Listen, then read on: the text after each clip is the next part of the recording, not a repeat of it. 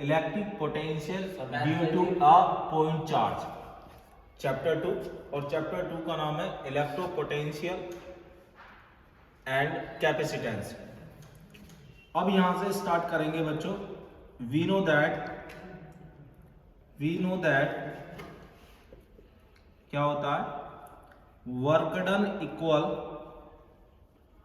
Done equal force multiply displacement. समझ आ रही है बात कि भी work done equal force multiply displacement.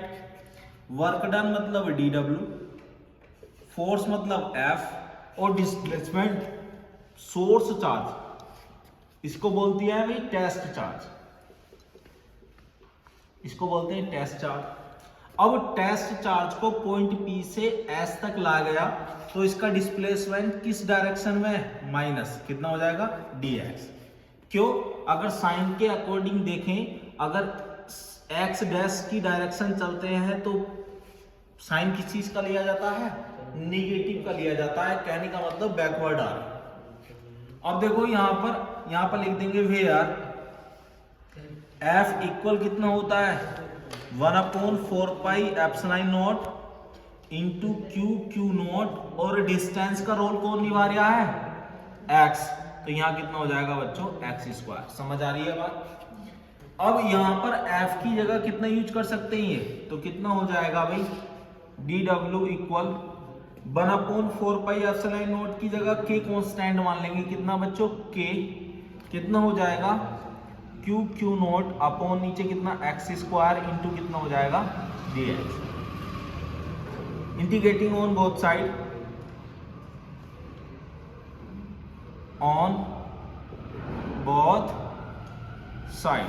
तो कितना हो जाएगा, integral dw, k constant, q naught, integrate infinity to r।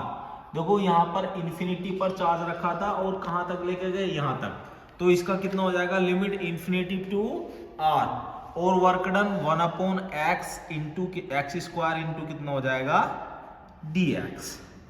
देखो इंटीग्रेट और डिफरेंशिएट कभी साथ नहीं होते, तो ये कितना बचेगा, यहां पर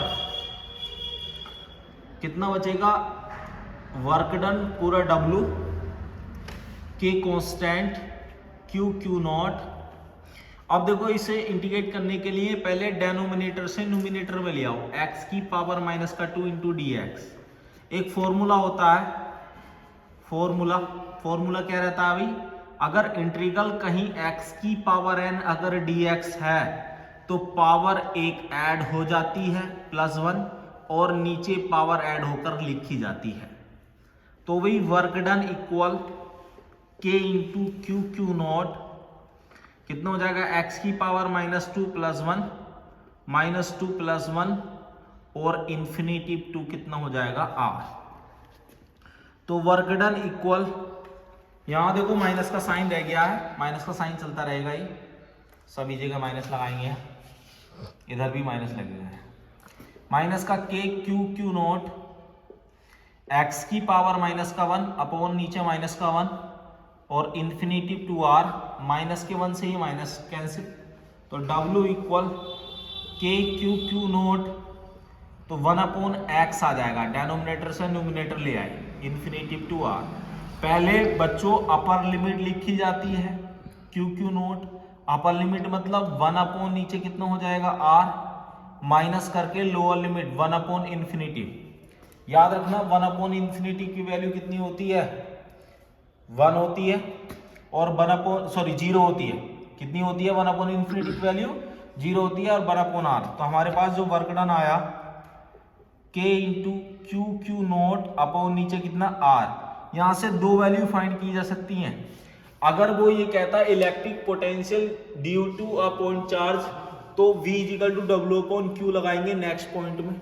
अगर वो कहता है इलेक्ट्रिक पोटेंशियल